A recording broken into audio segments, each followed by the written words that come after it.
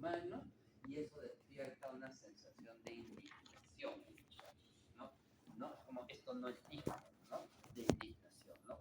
Y eso nos lleva a preguntarnos por cuáles son los límites que no deberían de cruzarse. Entonces, ¿cómo es posible que haga esto? No, no. O sea, es demasiado. La frase, ¿no? Se pasó de la raya, ¿no? ¿No? O sea, ya, esto fue demasiado. Entonces, Justi comienza justamente con ese caso diciendo, entonces, ¿no? Que la experiencia ética, ¿no? Parte cuando nos preguntamos por cuáles son los límites que no debiéramos cruzar porque vemos un daño. Y ahí Justi aporta quizás la primera definición ética que nos ayuda a ver las cosas, y es que Justi dice, la ética tiene que ver con el rechazo al daño. Y es una primera cosa. La ética entendida como el rechazo al daño. Primer criterio, ¿no? De hecho, un primer criterio justamente puede ser ese, ¿no? ¿Cómo sé si mi acción es éticamente correcta? Pregúntate si esa acción le está causando daño, ¿no? Entonces nos lleva a preguntarnos justamente entonces por cuáles son los límites o las fronteras que no deberíamos de pasar, ¿no? Entonces, en esa línea, justamente entonces, como nos preguntamos por el daño, la ética tendrá que ver con cuáles son las mejores maneras de eso, ¿no? Entonces, en ese sentido, la ética es una invitación a buscar cuáles son las mejores maneras. Y ahí nos aparece una segunda, entonces, definición de ética. Primera, la ética como el rechazo al daño, y la segunda, la ética como la búsqueda de una mejor manera de vivir. Y nuevamente, ahí tenemos sin querer dos criterios. ¿Cómo saber si una acción es éticamente correcta? Pregúntate primero si la acción causa daño. Y segundo, pregunta si esa acción lleva o no a una mejor manera de vivir, ¿no? Porque la reflexión, porque todos consideramos las acciones que hacemos en las que consideramos, acuérdense que decíamos la semana pasada, la mejor decisión. Y si la consideras la mejor decisión, probablemente consideras que te va a llevar a una mejor manera de vivir. El problema es que hay mejores maneras de vivir que realmente no son mejores maneras de vivir. Hay unas que llevan a una mejor manera de vivir y hay maneras de vivir que llevan a mejores maneras de vivir, pero hay otras que llevan a aún mejores maneras de vivir. Por eso es que hay miradas y comportamientos o conjunto de miradas éticas, pues que son, entre comillas, mejores que otras, pues, porque unas nos llevan a una mejor manera de vivir, ¿no? Entonces, independientemente de que lo consideremos correcto. Entonces, claro, yo lo considero correcto, pero si no te lleva a una mejor manera de vivir, no puede ser considerado correcto por la comunidad, por la sociedad, ¿no? Por eso de la Cortina en ese sentido dice que la ética es intersubjetiva, ¿no? O sea, no es solamente, o sea, depende de mis decisiones personales, de lo que yo pienso, sí, es un poco subjetiva, sí, pero no es solamente subjetiva. Se construye desde cómo reflexionamos y cómo vemos, cómo efectivamente qué tanto esa manera, ¿no? Conduce como grupo, como sociedad, a una mejor manera de vivir. Por eso ahí creo que eso puede enriquecer un poco la mirada, ¿no? Y si no quieren leerlo, pues sí les recomiendo que hagan el ejercicio, colocan el texto, lo ponen en Notebook ALM, ¿cierto? Piden que Notebook ALM les haga la síntesis y le dan una primera revisión y de repente dicen, esto de acá me podría interesar, esto quiero leer. ¿Listo? Entonces, no pido más. ¿Listo? Ya. Entonces, y ya con eso abrimos entonces nuestra, digamos, mirada de lo que vamos a trabajar justamente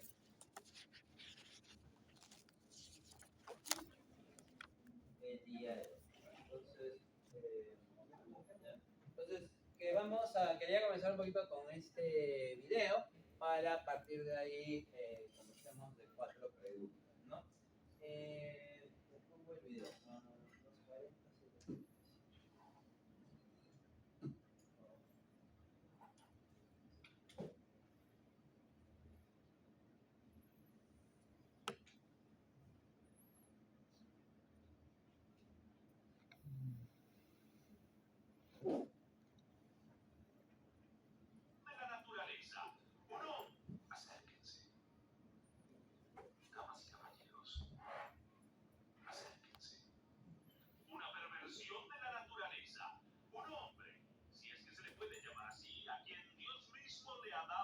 espalda.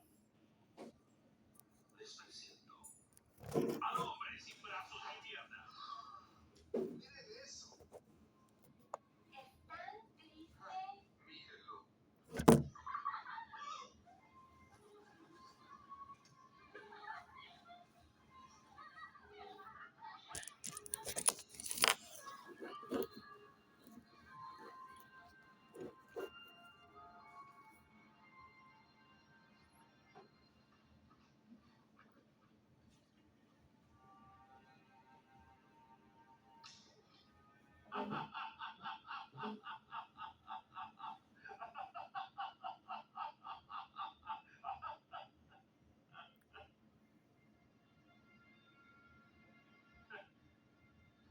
Fuera de aquí, niños.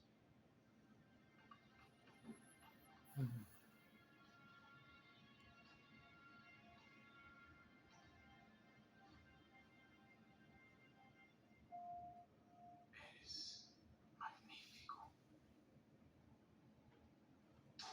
¡Hey, aléjate! ¿Cuál es tu problema? ¿Está bien? No pasa nada. Es mi culpa. Quizás me acerqué demasiado, ¿verdad, amigo? Que tengas una buena noche.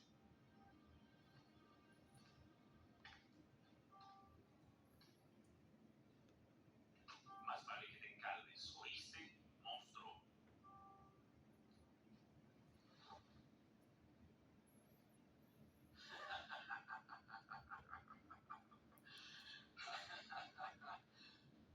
Bien hecho, Will. Al parecer ya no te quieres unir a uno de esos espectáculos extravagantes, ¿no? ¿De qué estás hablando? ¿Acaso no sabes? Él es Méndez. Le acaba de escupir la cara al director del circo Mariposa. Mariposa, mariposa. Me hace reír, Will. Tengo hambre. Iré por un algodón de azúcar. Un hombre, si es que se puede llamar así, a quien Dios mismo le ha dado la espalda. El hombre sin brazos ni piernas. Ja.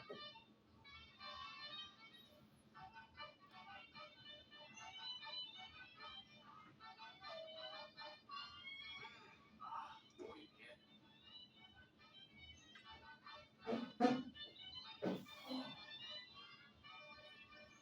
Jefe, buenos días. Muy buenos días. Buenos días. Va a estar delicioso. Huele delicioso. ¿Me permite este baile?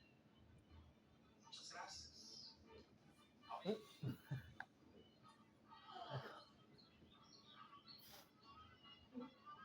¿Podrías traer mi baúl? Está muy pesado.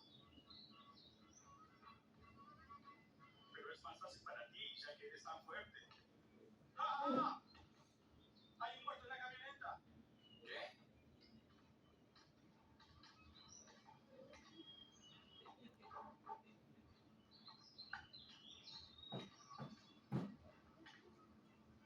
Miren, miren lo que tenemos aquí. Esto es maravilloso.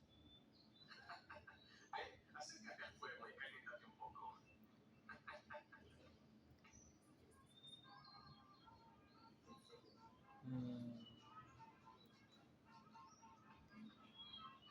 Soy Sammy. ¿Cómo te llamas? Me llamo Will. ¿Dónde están tus brazos y piernas? Sammy, ¿qué, mamá? ¿Él va a estar ahora en nuestro circo? Tal vez sí. Un momento. Aquí no tenemos una exhibición secundaria. ¿Qué quieres decir? Cada circo tiene una. La gente viene de todas partes para vernos. ¿Y por qué vienen, Will?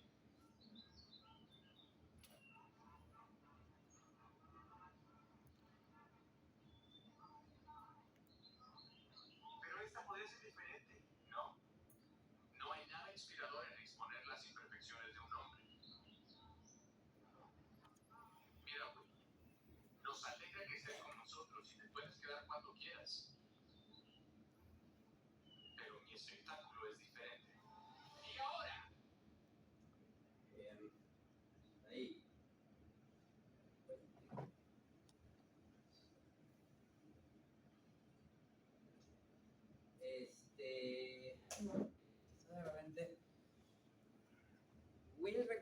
su dignidad en algún momento?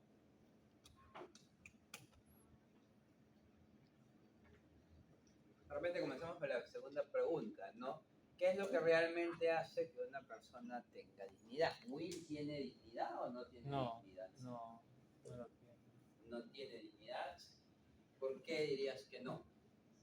O sea, al principio no lo tenía, pero justamente al momento de irse con el jefe del circo, justamente como ya sutilmente está recuperando la dignidad que ha estado perdiéndose conforme las burlas, los maltratos y la perspectiva que le da el jefe del circo, pues que sus imperfecciones físicas, pues no las debe ver como centro de entretenimiento para el público. Dijo que aún así, yo lo entendí como que no tiene por qué afectarlo, que no tiene por qué sentirse menos, que debe seguir para adelante, ya que si bien es bienvenido ahora es a su circo y puede ser partícipe siempre y cuando comparta esa perspectiva y deje su otra perspectiva que era equívoca según el dueño del circo. Y eso está muy bien porque de acuerdo a lo que le está diciendo el dueño del circo, es así como debe seguir esa perspectiva para que así vaya recuperando poco a poco esa dignidad,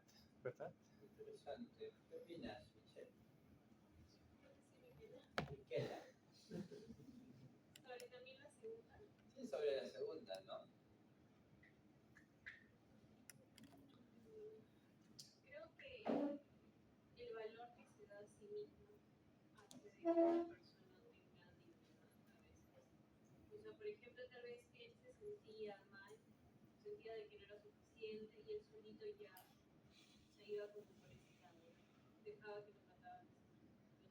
Interesante. Entonces, si yo no me doy un valor a mí mismo, pierdo dignidad. Más que todo, si tú no te das valor, haces que corres el riesgo de que otros no te lo den o no te traten con el respeto que mereces. Por eso es que uno... ¿Y eso me quita dignidad? No, creo que eso no te quita, pero como digo, te pone en peligro de estar en una situación así, que tú no te defiendas, tú no cuides tu dignidad, tú no la defiendas. Interesante. ¿Qué piensas, Emilio? Bueno, igual que mi compañera, creo que cuando una persona no tiene dignidad es como darse un valor a sí mismo, no dejarse humillar o recibir malos tratos. Según el video pude ver que él comenzó a darse algún tipo de valor cuando decidió irse de ese lugar donde lo humillaban y le decían cosas feas y le hacían sentir cosas malas. Interesante, bacán. ¿Por qué tratar a alguien como objeto de espectáculo violaría la dignidad de alguien? ¿Ves? No puede ser tanto como objeto de espectáculo, pero sí cuando tratan de identidad a la persona, no se le sabe. No creo que un objeto de espectáculo, porque también en músicas hay payasos, hay diferentes otros espectáculos, no todos son denigramente a la persona. Interesante, pero sí hay una distinción, porque de hecho pasa al otro circo, ¿no es cierto? Pero en uno, digamos, no hay denigración y en el otro sí. ¿Qué es lo que hace de diferente? ¿No? A ver, mientras tanto, Sebastián. ¿Por qué tratar alguien como objeto de espectáculo viola la dignidad? Ahí mismo se pudo ver como en el primer circo, el mismo señor, dueño, lo que sea, humillaba A Will. a Will. No iba a atropellarlo, a decir cosas feas de la persona, ahí mismo estás violando la dignidad de esa persona. Ya. Y él mismo al irse al otro circo, y justo cuando le dicen que no hay ese tipo de espectáculo, él mismo está como que violando su dignidad, porque él mismo quiere ser el objeto de espectáculo, que lo tome como un objeto de espectáculo. Que él termina medio también volviendo, normalizando. Eso también es interesante, ¿no? Eso, él termina como normalizando un poco ciertas actitudes que sí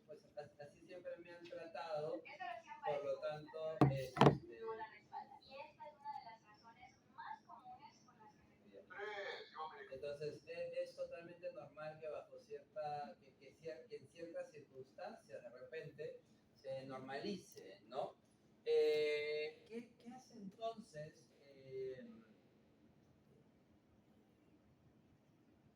Entonces, y quizás ahí el asunto es que en el momento en que soy tratado, en otro lado, en el otro lado no es tratado como un objeto en sí mismo, ¿no? Es parte del espectáculo, pero es interesante porque una cosa es ser parte del espectáculo y otra cosa es ser un objeto de espectáculo, ¿no? Y hay una distinción, ¿no? Quizás la pregunta también a partir de eso es, en nuestras carreras, ¿quiénes son tratados como objetos en vez de personas, ¿no? Y eso justamente abre el tema de hoy, que es justamente reflexionar sobre este tema de qué significa la persona como fin en sí misma, que tiene que ver justamente con la dignidad, y vamos a hablar de la dignidad ontológica, y hablar de las personas como fin en sí mismo, y hablar de la dignidad, nos va a llevar justamente a hablar de las poblaciones vulnerables en el ejercicio de nuestra carrera, ¿no? Nota de pie de página, ¿no? El personaje, ¿no es cierto? El que hace de Will, ¿alguna vez lo han visto en otro video? ¿Ya? No es montaje, así es. ¿Ya? Se llama, creo que es búlgaro, de origen búlgaro, Nick Vujicic se llama. ¿Ya? Se llama Nick Vujicic. Además, es una historia impresionante. Algo con un cherry así como para ver, miren, ahí se los presento, ¿no? Clap. All right, here we go. See, that's what has to happen. That wasn't my name, I promise. The biggest emotional challenge that I had to overcome was feeling like that was unfair to me because it feels like I'm the only one when you're a kid and looking at everyone else and you don't feel that it's fair or life is fair or God is fair. And I think it's an emotional grief of realizing you're different and realizing, oh wow, and they think you're weird as well, and you can't do anything, and the world says you're not good enough. At age 10, I attempted suicide because I really felt that God was unfair or He wasn't real. I prayed for arms and legs, and I really felt like He should be giving me arms and legs. He should give me what I need. Now today we look at people with arms and legs, and they're still broken on the inside. So arms and legs doesn't make you complete. But when I was asking for God to give me arms and legs, and He didn't give me arms and legs, I started to feel like I was rejected, forgotten, and it was difficult. But at age 15, I read John chapter 9 about a man who was born blind, and Jesus was asked, why was he born that way? And Jesus said it was done because of my plan. I want to show my works. And he spits in the dirt, puts mud on the blind man's face, and the blind man sees. And I realized, not only did he heal the blind man, and sure, he can do miracles, but what really changed my life was realizing what the blind man said or basically did not say. The blind man didn't say, who are you? What do you want? What are you doing? Les recomiendo que lo vean, ¿ya? Tiene un montón de videos porque además a mí me parece que es una de las miradas justamente más interesantes de ver el mundo de una manera distinta, ¿no? Porque además nada, hace surf,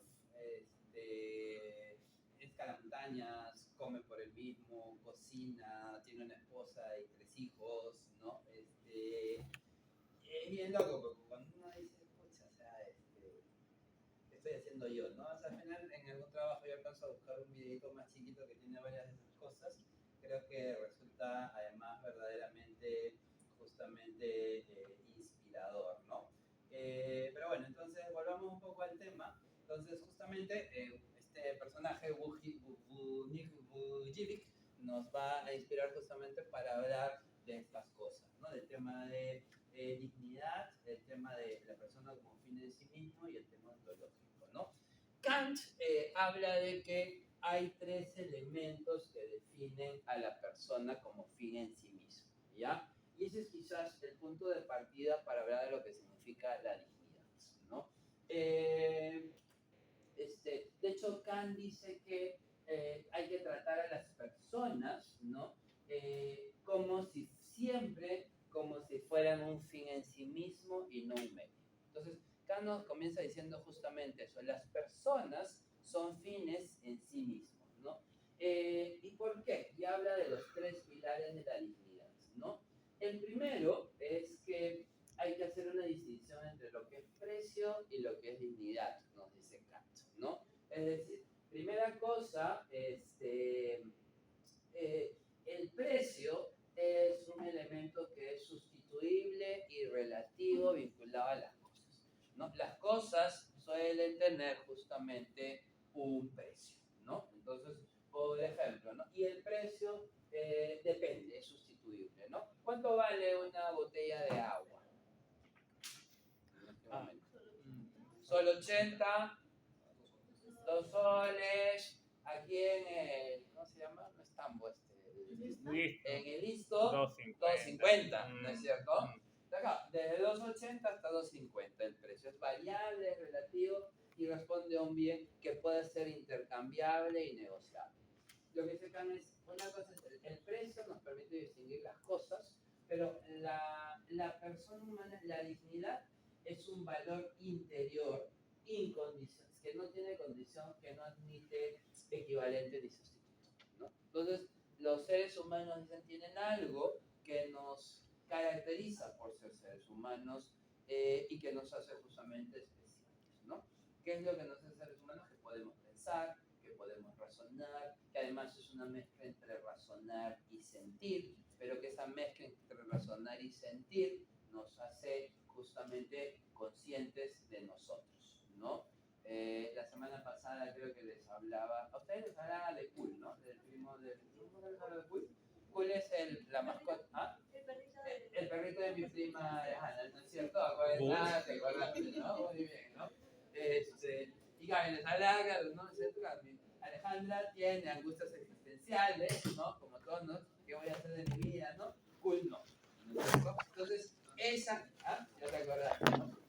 Entonces, cada cual se pregunta por qué mi vida comienza a ver que Alejandra tiene novio. No, o sea, ese es el problema, ¿no? Simplemente cool y, ¿no? Entonces, esa capacidad de preguntarnos por el sentido de nuestra vida, de nuestra existencia, de nuestra capacidad, nos da una condición especial que compartimos todos nosotros, pues otros seres humanos somos iguales. Esa mezcla de cosas es lo que Kant decía, es la dignidad, ¿no? Y no tiene valor. Eso te hace a ti valioso en sí mismo, ¿no? Por eso no tiene valor. Es un valor intrínseco. Entonces, la dignidad es un valor interior intrínseco, ¿no? Entonces, primera cosa, la dignidad es un valor intrínseco. Segunda cosa, ¿no? Como la dignidad es un valor intrínseco, hace justamente que el ser humano se vuelva entonces valioso en sí mismo. Porque hay dignidad, hay un valor, es valioso en sí mismo, por el simple hecho de ser ser humano.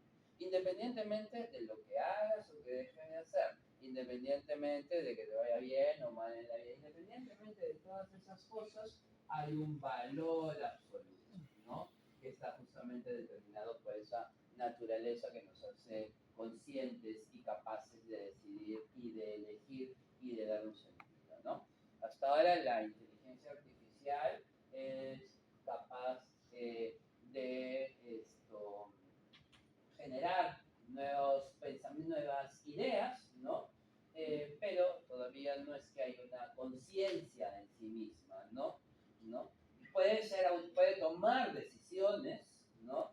Pero esas decisiones no están amarradas a preguntarse cuál es el sentido de su ser o de su existencia, ¿no? Y probablemente si le preguntas a la inteligencia artificial cuál es su sentido, de repente te dé una mejor respuesta de la que nosotros mismos podríamos dar de nuestra existencia. Pero no es una respuesta en sí misma real, es una construcción de patrones externos que le llevan a su respuesta, ¿no? Entonces, somos los únicos que nos preguntamos por el sentido, ¿no? El sentido, la presencia, y que en ese sentido además está amarrado a la elección y a la conciencia. Eso nos vuelve valiosos en sí mismo, ¿no? Las cosas no, las cosas son medios finalmente y tienen un valor relativo, dice Kant, ¿no? Tú tienes una cosa que tiene un sentido de utilidad, te sirve para algo. Tu botella te sirve para guardar agua, tu cuaderno te sirve para escribir, tu celular te sirve para comunicarte, ¿no?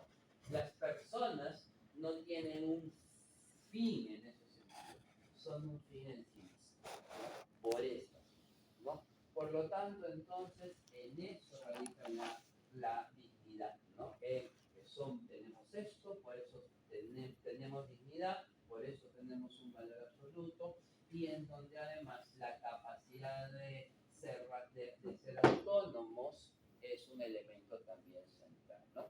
Somos los únicos que podemos además tomar decisiones desde nuestras propias búsquedas, desde nuestros propios sentidos, ¿no? La IA lo va a hacer desde patrones, ¿no? Nosotros vamos desde nuestros propios sentidos, ¿no? Y en esa línea somos los únicos que podemos romper el patrón. La IA va a tomar decisiones desde patrones, ¿no? Nosotros somos los únicos que podemos romper el patrón, ¿no? Un animalito, como Cool, ¿no? No tiene una decisión autónoma en sí mismo. ¿Por qué? Porque si se siente hambre va a buscar comida. Si siente frío va a buscar donde guarecerse del frío, ¿no? Nosotros somos los únicos que podemos romper un patrón, ¿no? Es decir, si sentimos hambre, no podemos decir, no voy a comer porque estoy gordo, ¿no? ¿Cierto? Cool no va a decir eso, ¿cierto?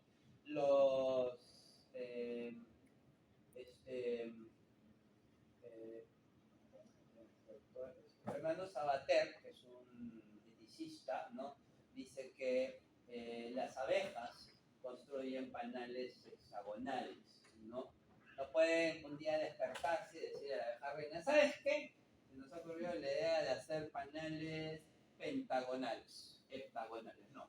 Están programadas para hacer panales hexagonales, ¿no? Nosotros nos podemos despertar un día y decir, ¿sabes qué? ¿No es cierto? Como seres humanos, pues estamos diseñados, no sé, pues para ser carnívoros, ¿no? Dios mío, vamos a volvernos veganos, ¿no?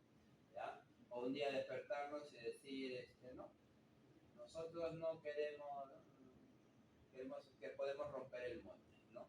Entonces, y eso es justamente esa autonomía en la que nos vuelve fines en sí mismos, ¿no? Y a partir de ese fin en sí mismo, entonces podrían aparecer algunas preguntas, ¿no? A ver, vamos a leer este caso y a ver, cuéntenme qué hacemos, ¿no? Entre el 2014 y el 2017, Amazon desarrolló un sistema de inteligencia artificial para filtrar currículos, hojas de vida y seleccionar candidatos automáticamente. El sistema aprendió de datos históricos de contratación de la empresa, que históricamente había contratado más hombres.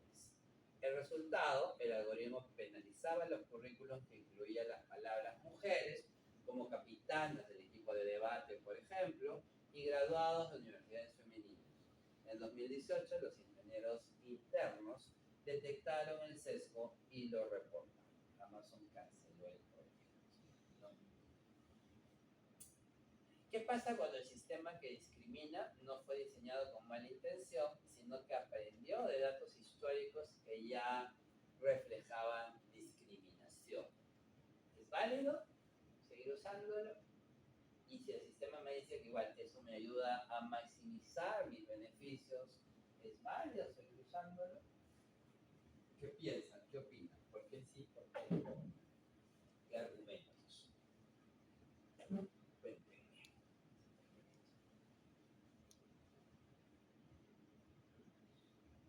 Pero no creo que sea, o sea, que necesariamente haya buscado el máximo beneficio. Simplemente fue optimizar, seguir haciendo lo que seguimos haciendo, lamentablemente. Y reflejó una realidad. Algo que también sucede con, y de hecho hay como varios videos que son más un poco diferentes, que es, te pides a la IA, la Gemini, que fueron las primeras en generar imágenes con esa de banana. le pedías, hazme una foto de una familia en el distrito de San Juan de Lurigancho. Ya. Y venía con un sesgo, ¿no?, de todo el archivo de internet que existe relacionado a esos términos. Ajá. Y lo primero que salía era pues, una imagen justamente representativa, pero una forma discriminatoria. Ya. O como ahora lo consideramos discriminatorio. Ya. Entonces, eso es refleja una realidad, ¿no? En este caso refleja un patrón que ha tenido.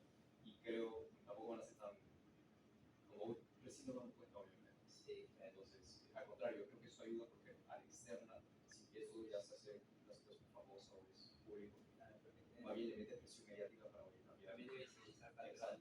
Y eso también es importante para cambiar. Interesante. Entonces, ¿qué opinan las demás? Yo creo que igual saltó un dato muy interesante. De hecho, me parece no válido buscando beneficios, porque eso sería abrir la brecha de desigualdad de género, pero lo que sí me parece válido es que siendo bien una herramienta, si una herramienta tecnológica está evidenciando que hay cierta discriminación, entonces siento que posiblemente no cualquiera, no es tan difícil esa cuenta, perdón, no es tan difícil esa cuenta y hay que trabajar en eso. Y más que es una empresa de nombre Bien, bacán. Entonces, creo que hay un tema ahí con los patrones que reflejan justamente. Pero, por ejemplo, voy a plantearles una situación hipotética, ¿ya? Entonces, vamos a imaginar que justamente ya modificas esto, ¿ya? Pero y vuelves a hacer la corrida, ¿no? Y lo que te arroja la información que no, digamos, y es que las mujeres que están que laboran, que están ya entre 26 y 30, ¿no es cierto? Si bien tienen cuota que son altamente productivas, pero que hay un segmento que tiene un alto nivel de baja productividad porque falta un alto nivel de días al trabajo porque están embarazadas y la ley obliga a tomar el. Entonces, cuando el algoritmo cruza la información, el resultado que te arroja, pues, que sumado, ¿no?, hay una menor productividad en mujeres embarazadas. ¿Deberíamos contratar entonces menos mujeres en edad de estar embarazadas? Porque esa podría ser la recomendación del algoritmo. Y que de alguna manera la información y el cruce de data no es que esté alucinante. O sea, obviamente, por si tú estás embarazada, tienes un permiso de 6 meses y todas esas cosas, ¿no? Entonces, la información en sí no es falsa, ¿no? Es una data. Entonces, deberíamos dejar de contratar mujeres. Se hace, pero no se debería. Creo que aún así no se debería. Yo sé, la información está a favor de la eficiencia, la productividad, etc. Pero inclusive empresas hacen campañas de responsabilidad social en las que tienen que gastar, aunque sea un valor reputacional adicional, tienen que gastar y la eficiencia también puede gastar, o sea, puede haber muchos costos detrás y no un. ¿Por qué no debería, dices tú? Porque Puede, no se puede. hace, a ver, ¿y por qué no sería correcto? La ley lo ampara. La licencia de maternidad puede ser una Ya. si está amparado, de la misma forma que a veces. ¿Y por qué no la funciona ley la cuota. lo considera incorrecto? Creado por nosotros. ¿Ah? Creado por nosotros. Ya, entonces quiere decir que la ley es injusta. Si no hubiera ley, si la ley no obligaría a considerar, ¿sería correcto? ¿Incorrecto? En primera instancia, la ley se creó porque había muchos fines cuando había el proceso de maternidad por la baja productividad. Entonces, al final, es de cierta forma protege la parte laboral de las mujeres que están embarazadas. ¿Por qué? Porque obviamente el tener un hijo además implica muchas cosas físicas y obviamente para el hijo no fue muchas cosas físicas, entonces obviamente van a tener que casos que en este caso sería laboral.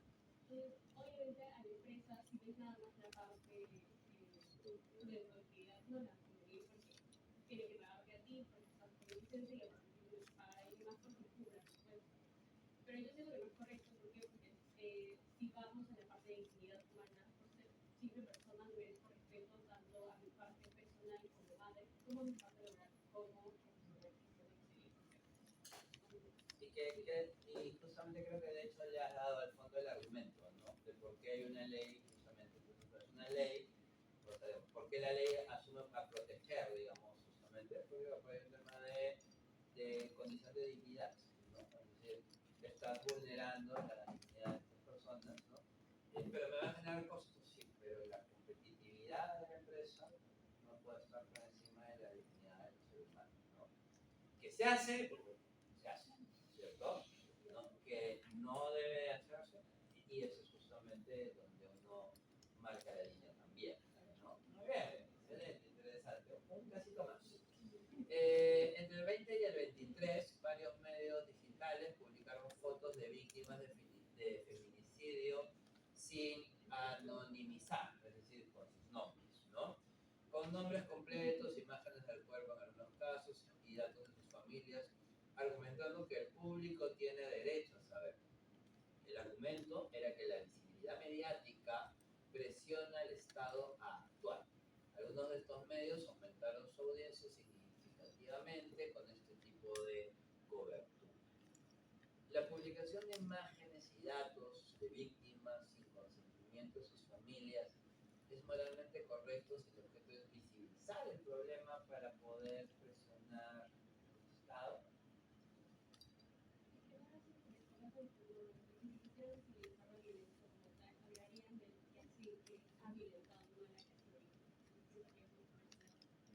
Tú dices que entonces no hay un tema de visibilizar, sino de aumentar la audiencia, digamos. No, porque para visibilizar la violencia que está sufriendo alguien, no necesitas poner la imagen de la persona que está siendo agredida, sino del agresor, porque al final es quien está siendo responsable de que se cometa el acto.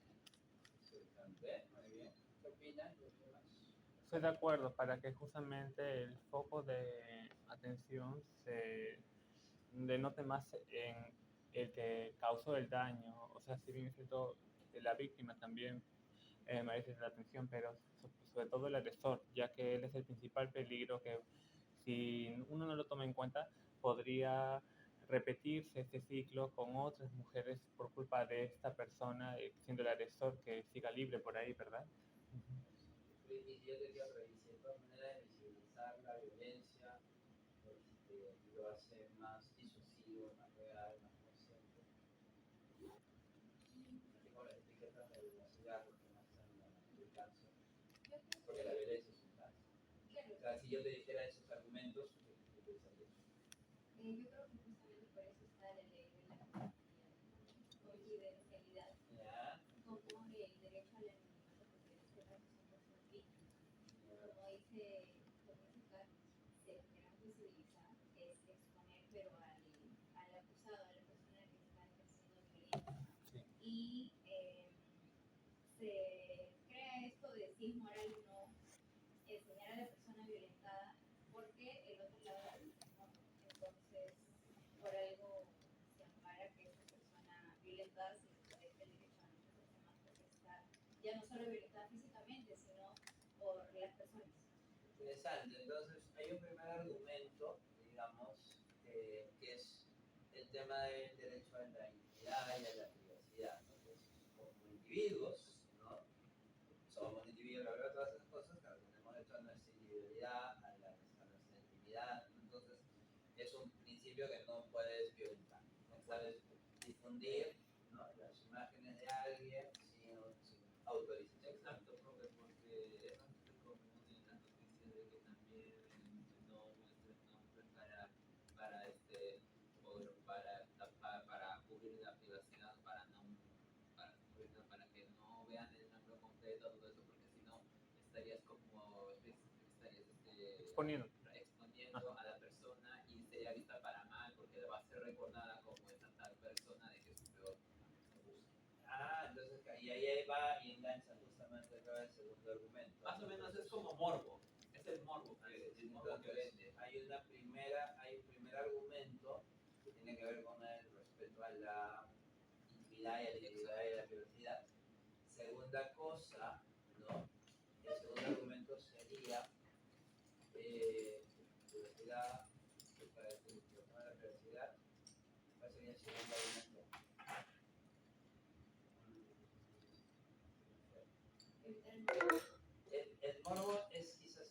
tercero porque, claro, no, el segundo es, claro, al visibilizar a la persona con la identidad, ¿no? La persona vuelve a, primero que es a sentirse afectada, a la experiencia dolorosa y también a veces a las miradas juzgadoras y comprensivas de la situación. Entonces, la víctima vuelve a sufrir, entonces eso es lo que se llama una revictimización, ¿no? Entonces, a ver, primera cosa, tema de la privacidad. Segundo, la acción causa daño porque revictimiza. Y tercero, ahí sí diría que iría, no en menor medida, en el mismo nivel del tercer argumento, es que dice, claro, esto en el fondo no estás usándolo como un fin, ¿no? Sino en el fondo lo estás haciendo como un medio para generar, ¿no? Como con Will, lo cual es un objeto de espectáculo, ¿no? En lugar de rescatar la vulnerabilidad de su condición, ¿no? Excelente, muy bien. Entonces, démonos cuenta también que cuando hablamos de visiones de la dignidad, tenemos dos visiones. La primera es esta que estamos manejando, que se llama la visión ontológica. Onto significa vinculado al ser, ¿no? Por eso cuando Kant es ontológico, Kant, ¿no? El ser humano es valioso en sí mismo. Por supuesto, por supuesto, por supuesto. Sí, mucho frío. Sí.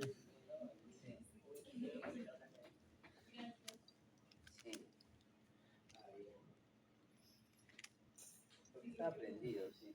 Entonces, Entonces, Kant es más ontológico, ¿no? Entonces, Kant dice, justamente, la dignidad es inherente al ser humano, es una condición propia de la existencia y todos tienen dignidad únicamente por el hecho de ser seres humanos, ¿no? Entonces, independientemente de tu origen, de tu condición, de tu sexualidad, de que hayas hecho cosas buenas o malas, tu condición de dignidad está ahí, ¿no? Por eso no depende de las capacidades, de la edad, de la utilidad, ¿no? Entonces, una persona en coma tendrá igual dignidad pues, que un premio Nobel de física pura, ¿no? Entonces, la dignidad es simplemente vinculada a la humanidad. Y hay una visión un poco más utilitaria, se llama la mirada, que sí hace una pequeña distinción. Dice, todos tienen una dignidad que es irrefutable, pero en ciertos casos podríamos hablar de ciertos grados de dignidad, ¿no? Que tienen que ver con los niveles de autonomía y racionalidad que puedan tener los seres humanos, ¿no? Entonces, si hay autonomía que se va perdiendo y si hay racionalidad que se va perdiendo, si, ¿no es cierto?, no vas a perder tu condición humana básica, pero sí hay cierto nivel de dignidad que baja como un nivel, ¿no?, que sí permitiría realizar ciertas acciones, ¿no? Entonces, dependerá pues un poco de lo que puedes contribuir, ¿no?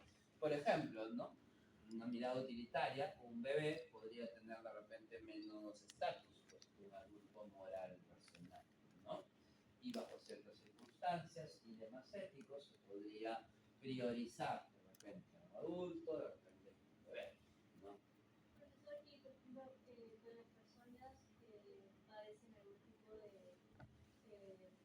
afección mental, por decirlo de alguna forma, tienen el mismo grado de dignidad que otras. O sea, lo digo por la racionalidad, por ejemplo, no sé, alguien que sufra demencia.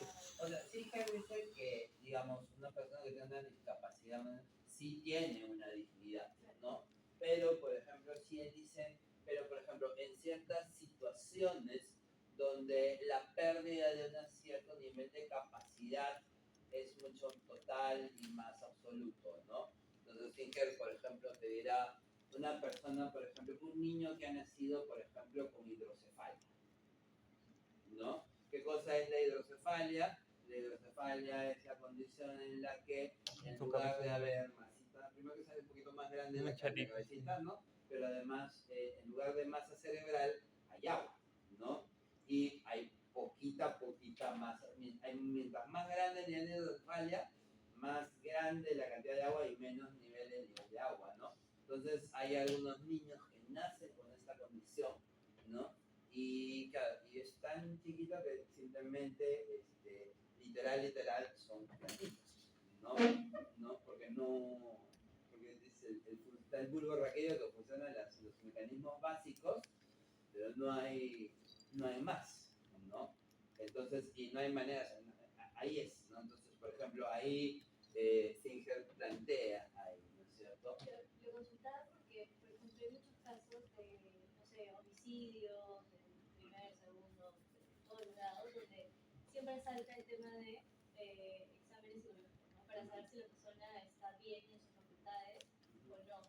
Entonces, por eso cuando leí lo de racionalidad y los grados de dignidad pensé, o sea, ahí, por ejemplo, ¿quién lo mide? Porque la justicia tampoco te puede medir la dignidad y decir, por ejemplo, si has cometido un delito y pasas ese examen psicológico y, por ejemplo, en estados donde hay pena de muerte, ¿quién es un juez para dictaminar que la persona tiene que quitar la vida y quitarle absolutamente, aunque sea ser miserable, ¿no? Sí. Si haya cometido los peores delitos. Así, de hecho, justamente ese es uno de los elementos. Entonces, claro, la condición humana no se podría perder, ¿no? Entonces, la posición justamente contra la pena de muerte es que no le puedes quitar la vida por más ruin y vil, porque le estás quitando su condición de dignidad como ser humano. Pero eso en contra del principio de que, o sea, ser cruel es como no va acorde a la ética.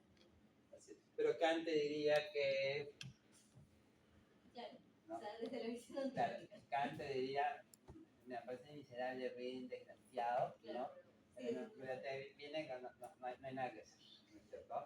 Sí, ¿no? ¿No? Porque bajo el mismo parámetro podríamos decir es rico, es pobre, pues, ¿no? ¿No? Es peruano, argentino, chileno, boliviano, ¿no? Entonces ¿no? Hombre-mujer, ¿no? Entonces, no, para todos, ¿no? Entonces, claro, y Singer igual mantiene eso, pues, hay ciertas cosas, pues, que Singer en esas cosas sí es, o sea, en esas cosas básicas sí, ¿no? Pero en ciertas líneas, sobre todo más biológicas, ¿no? Ahí es donde Singer, por ejemplo, y algunos utilitaristas sí, abren como la puerta de justamente del debate, ¿no? claro.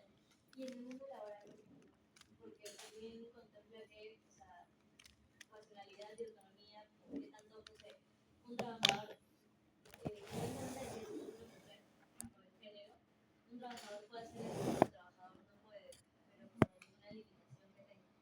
Eso lo hace menos digno para el trabajo. Hay parte, o sea, ahí entras en el mismo, digamos, ahí se da la misma categoría de dignidad, digamos, ¿no? Entonces sí. Entonces justamente, porque claro, porque ambos, digamos, apuestan por la discriminación es un daño, ¿no? Entonces sí, consideran, y es más, en ese caso justamente sí que es un poquito más radical de repente en qué se debería hacer, porque es más utilitario, ¿no? Entonces, cómo compensas justamente, ¿no? Esas cuestiones, ¿no? Entonces, tenemos estas dos miradas y como les decía, probablemente esas miradas en algún momento nos van a generar la puerta justamente de las preguntas que están haciendo, ¿no? Ejemplo, ¿no? Miren, ¿no? Digamos, vamos, primer caso, ¿no? Una persona adulta mayor con Alzheimer avanzado. No reconoce a su familia, no puede comunicarse, no tiene memoria de quién es, ¿no? Mantiene su dignidad.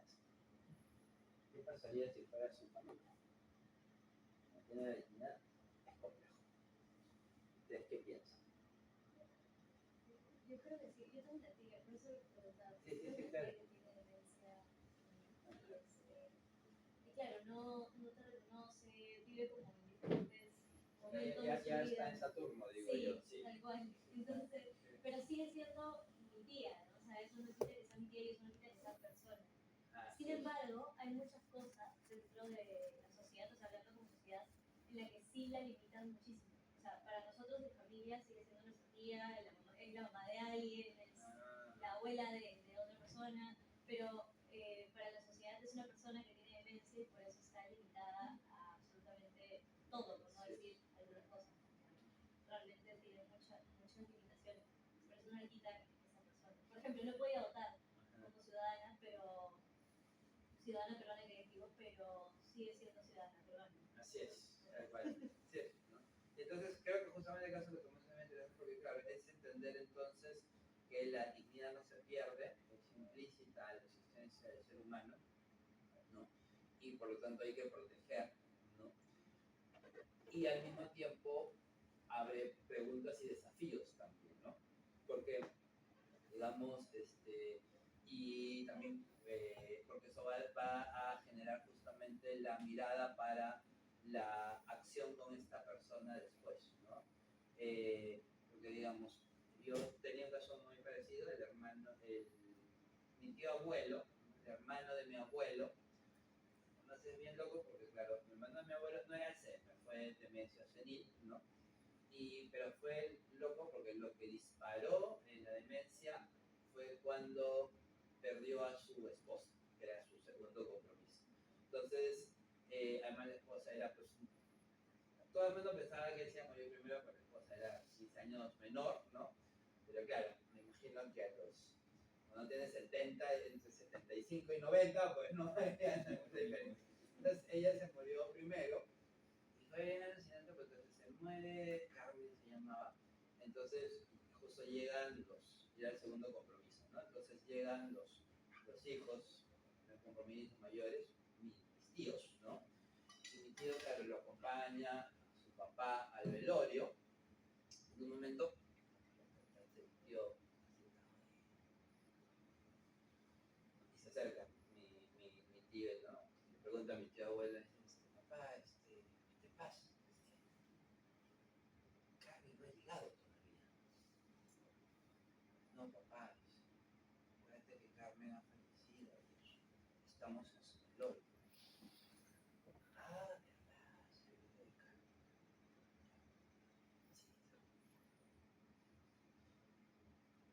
Pero ¿y a qué hora va a venir? Entonces, claro, hay situaciones a veces que la pena o el dolor o el sufrimiento es tan fuerte que yo, digamos, siento, es como que el cuerpo dice, no voy a, o sea, no vamos a soportar esto y nos vamos a morir. Entonces, la única manera de sobrevivir es desconectar un poco los cables, ciertos cables de la realidad, ¿no? Entonces, Creo que también se deja un poco a la empatía, porque tal vez en este momento no tienen la conciencia plena, pero igual siguen siendo personas y tienen toda una historia detrás. así es, O sea, así yo es. tuve mis dos abuelos, bueno, uno con demencia senil y otro con Alzheimer, así que he podido ver ambos lados y es como que tal vez no siempre estaban conscientes, pero o sea, son personas que siguen sintiendo, ¿no? Tal vez no tengan Seres toda sintientes, así claro, es. Sin que dirá eso, que son seres sintientes. claro, se pierde tal vez un poco el razonamiento, pero son seres sintientes, así que por ese lado la dignidad tiene que seguir, ¿no? Así es.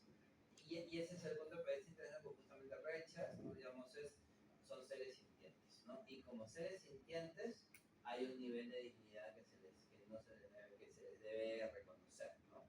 Pero bueno, y terminaba la histórica del tema es que, claro, claro, y a partir de ahí mi tío lo se le fue borrando, digamos, ¿no? Pues en un momento, ¿no? Entonces, ya bien loco porque mis tíos asumen dos posturas distintas, ¿no? Entonces, realmente lo seguía visitando, seguía estando, pero mi otra tía ya dejó de visitar, ¿no? Entonces, y un momento le pregunté, y mi tía me dice, no, o sea, yo me encargo, yo voy, estamos, o sea, que tenga un cuidado, que tenga calidad de vida, que tenga eso, ¿no? Pero ya, Elisa me dice, tía, Elisa ya se despidió de mi papá. O sea, ya mi papá no está, decía él también. O sea, hay que asumir eso. Mi papá ya no está, ¿no? O sea, su historia, su memoria, ya de eso no queda nada, me decía, ¿no? O sea, su vida, su historia, su recuerdo, o sea, su conciencia ya no existe, me dice. O sea, lo que está en su cuerpo, ¿no? Y, digamos, yo me dice, claro, entonces eso no le quita la dignidad a este individuo, y lo voy a cuidar, lo voy a seguir visitando, ¿no? Y el afecto, ¿no? Me dice, pero si yo le doy cariño, no llego, lo abrazo, me dice, la enfermera lo abraza, o sea, igual va a recibir el mismo cariño, pero él ya no es consciente de quién lo da, ¿no? Entonces, en ese sentido decía, la postura de Lisa, decía, ella ya se despidió, me dice, ¿no? Ella ya se despidió y sale la calidad. La postura de Pauli, tío, decía, no, yo, para mí igual es mi papá, sí, es mi papá, él puede ser el último día, igual lo voy a visitar, igual lo voy a tratar, ¿no? Entonces, claro, eran como dos miradas ahí diferentes, ¿no? No sé si me estoy olvidando un poco del tema, pero por ejemplo, hay algo que siempre se discute a nivel sociedad, que es el tema de la eutanasia. Ajá. Y porque yo siempre escucho, mi abuela sufrió de cáncer, o sea, creo que todo tipo de cáncer lo tuvo ella. Pasó por muchas operaciones y sus últimos días fueron muy duros. Pero ella nunca recibió eutanasia porque en esa época ni siquiera se concebía, o sea, era algo completamente fuera de lugar. Y a lo largo de los años han empezado a aplicar la eutanasia en ciertos casos. Pero yo quería preguntarle qué tan, porque lo que siempre escucho es, o sea, que se vaya con dignidad, ¿no? O sea, que Morir con la muerte, con el camino de la muerte digna. sí, ¿no? una muerte, Sí. exacto, una muerte digna. Y no solamente con el cáncer, o sea, enfermedades que hacen de que las personas, porque lo he visto, es como que personas que sufran demasiado a tal punto que ya no solo se sienten ellos. Entonces, ¿qué tan digno es que ellos lo pidan, ¿no? Así es. Yo, digamos, la primera parte de la pregunta la zanjo, si quieres, ¿no? Antes de, si quieres, ¿no? Ver si esto, cuál es el camino, si esto es éticamente correcto, ¿no? Yo, digamos, le apunto más bien a esta otra cosa, ¿no? Entonces, cuando tú tienes, una cosa es la eutanasia y otra cosa es la ortotanasia, ¿ya? ¿No? ¿Qué cosa? La ortotanasia es, si quieres, esto es el buen morir, ¿no? Entre comillas, etimológicamente, ¿no? Euthanatos, ¿no? Y la ortothanatos sería la la correcta, la muerte correcta, no es la ortotanasia, ¿no? Entonces, la ortotanasia se aterriza justamente en esta mirada médica que se llama la mirada de los cuidados paliativos, ¿no? ¿Cuál es la diferencia entre una y otra, ¿no? En la eutanasia, ¿no? Es que alguien, ¿no? Le infringe y ahí puede le colabora o le ayuda o le causa, ¿no? Entonces, la muerte a algún individuo de manera intencional, ¿no? O el mismo individuo se la causa así de manera intencional, ¿no? Por una elección personal, normalmente por una elección personal, ¿no? ¿Por qué? Porque ella no quiere sufrir o porque si da una decisión, ahí hay varios puntos, ¿no? Entonces, esa es la primera, ¿no? La ortotanasia, ¿qué es lo que dice? ¿Cuál es la propuesta? La ortotanasia lo que dice es que todos los seres humanos en algún momento pues vamos a...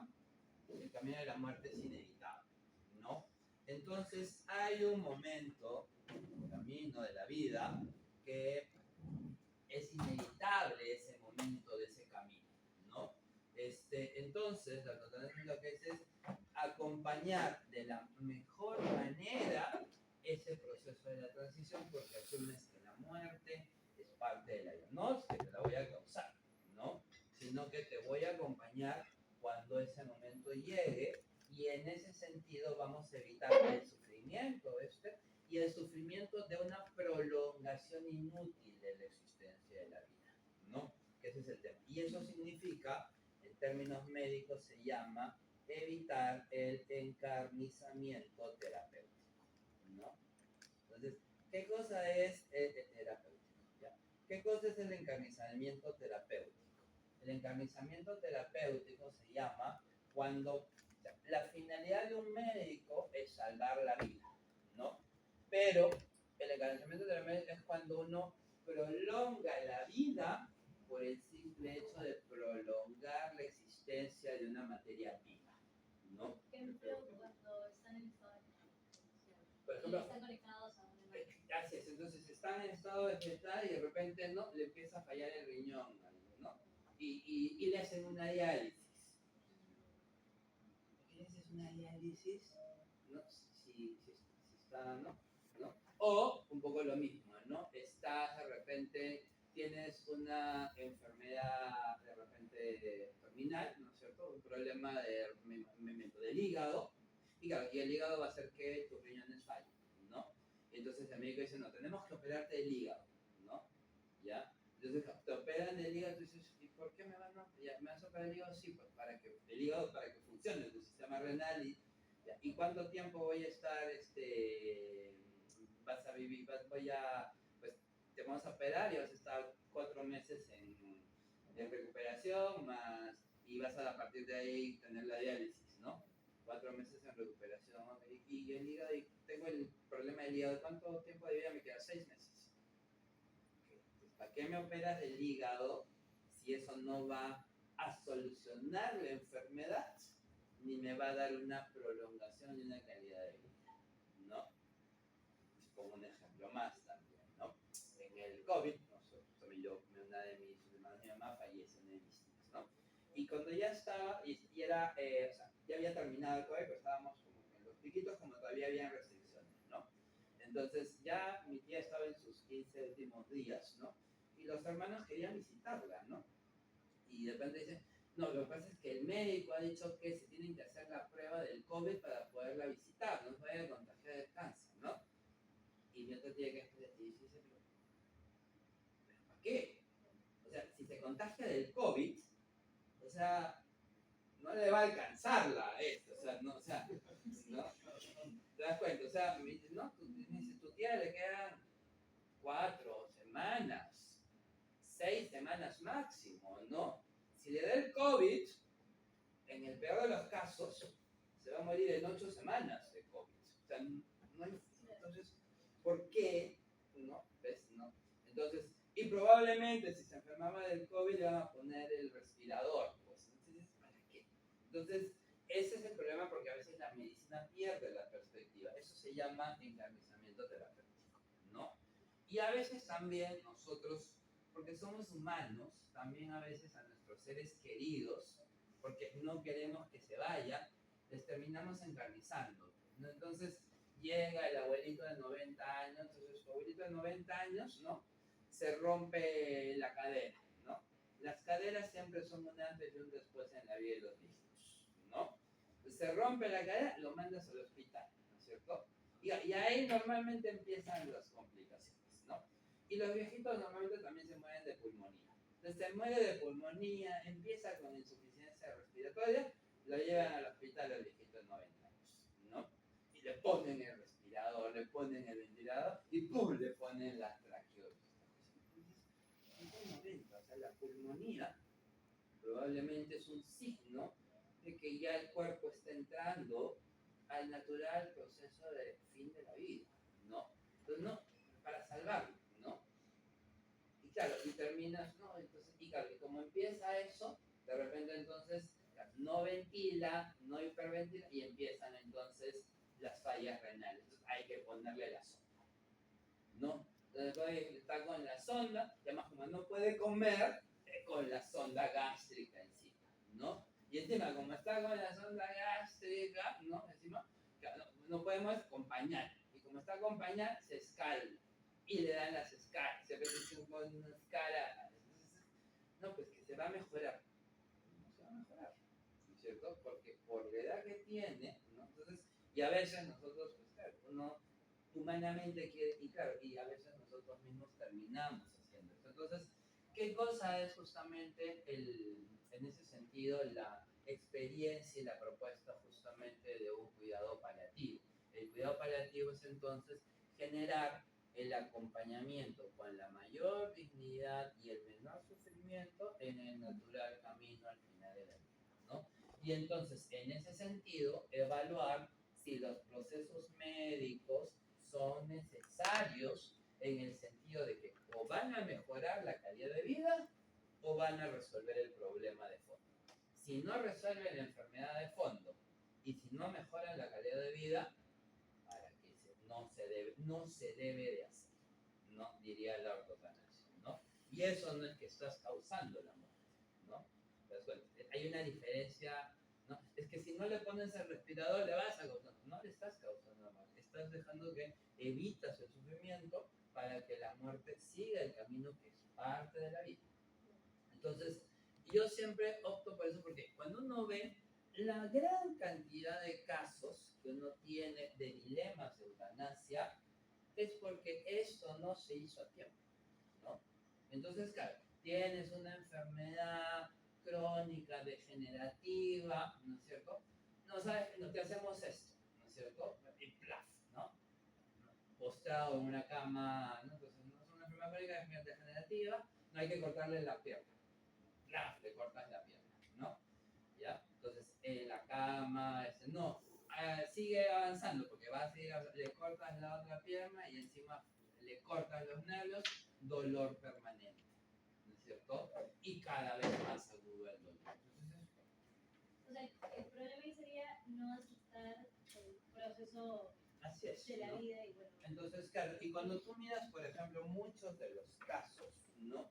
Los casos justamente que a veces apelan a la eutanasia, podrían haberse resuelto con un adecuado, justamente, complemento, porque la misma eutanasia, la misma para claro, que si el dolor es muy fuerte, claro, te van sedando, pues, ¿no? Entonces, un amigo palatista que dice, o sea, ¿a qué sufre? Pónganle, ¿no? Entonces, ¿no? Pónganle más, ¿no? Y el anestesista, no, pero es que puede desarrollar una dependencia, ¿no? Y es adictivo. O sea, es cáncer estado 4, ¿no? O sea, mucha adicción no, o sea, no vas a tener tiempo de causarla. Entonces claro, inclusive empieza el proceso de sedación, ¿no? Para que en el proceso de sedación vas haciendo que ellos llaman la muerte dulce, ¿no? Que tú no vayas así, ¿no? Porque lo otro es encarnizar, ¿no? Y claro, y probablemente eso sí resuelve muchos de los problemas, porque cuando uno lee varios de los casos de eutanasia, muchos de los casos de eutanasia sí son temas de que, claro, el dolor se pudo haber evitado, ¿no? Porque muchos de los temas tienen que ver con dolor, ¿no? ¿Ya? Otros tienen que ver con, si quieres, autonomía y pérdida de la autonomía, ¿no? Pero inclusive también la pérdida de la autonomía y de la independencia también se pueden canalizar, ¿no? E inclusive algunas enfermedades degenerativas también, ¿no? Es decir, probablemente si acompañas adecuadamente, la pérdida de la autonomía no va a llegar a ser poco. O sea, va a terminar cuadrapléjico, esperando, ¿no? Así es, ¿no? Y hay otras sí, entonces, claro, y hay ciertas circunstancias sí más límites en donde se abre un poco esta discusión, ¿no? Pero para la gran mayoría de casos, yo le apuesto, digamos, como la salida más ética, ¿no? Y aquí la discusión sí ya son más chiquitos y más puntuales, ¿no? Donde sí creo que ahí ya entra un poco el tema de las decisiones más personales, ¿no? Entonces, ahí sí yo creo que entra un poco el juego de las éticas más particulares, ¿no? Porque yo justamente le decía a una chica en la clase anterior, digamos, yo decía, yo creo que hay como tres niveles, ¿no? O sea, un primer nivel donde hay cosas donde como que todos estamos de acuerdo, ¿no? ¿no? Entonces, todos estamos de acuerdo porque agarrar a golpes a alguien arbitrariamente está mal, ¿cierto? Entonces, hay cosas donde todos, en eso sí estamos de acuerdo, ¿no? Y todos estamos de acuerdo que es éticamente incorrecto. Hay de repente otras situaciones en donde sabemos que es éticamente incorrecto, pero igual lo hacemos, ¿no? Pero sabemos que no es éticamente correcto, pero lo hacemos. Finalmente eso queda si no es delito, ¿no? Queda finalmente en el nivel de tu conciencia, ¿no? Así es, ¿no? Entonces, ¿no? Y creo que ahí sí hay un tercer nivel, donde creo que sí, ahí sí entra muy en juego ya la ética más personal por la complejidad del proceso, ¿no? Entonces, hay ciertos temas donde yo creo sí que ya la cuestión es muy personal, ¿no? Por más de que haya demasiado. Muy bien, nos abrimos demasiado. No, gracias, más bien. Pero de hecho, ¿cómo estamos? Acá terminamos la clase. 8:30. ¿Un break? No, entonces, de hecho, esto nos da justamente lo que acabamos de decir, nos da el pase para una mirada que es bien interesante y es que justamente se vincula con esto que tiene que ver con la bioética, ¿ya? La bioética es una rama de la ética que analiza la toma de decisiones en temas vinculados con la biología y con la medicina, pero también justamente con la vida. Y la bioética tiene un modelo que es el más, como más universal, que es este de Bechamp y Childress, que le llaman los 4 pilares de la bioética. Lo que dice Bechamp y Childress desde la bioética es que para que una acción sea considerada éticamente correcta, debe cumplir con 4 principios, ¿ya? Estos 4. Autonomía, no maleficencia, beneficencia y justicia, ¿no? Esto está así por un orden estético, ¿ya? Pero el primero es el principio de no maleficencia. Es decir, la acción que realizas no debe causar no maléfica, no daño, ¿ya? ¿No? Que se amarra con lo que habíamos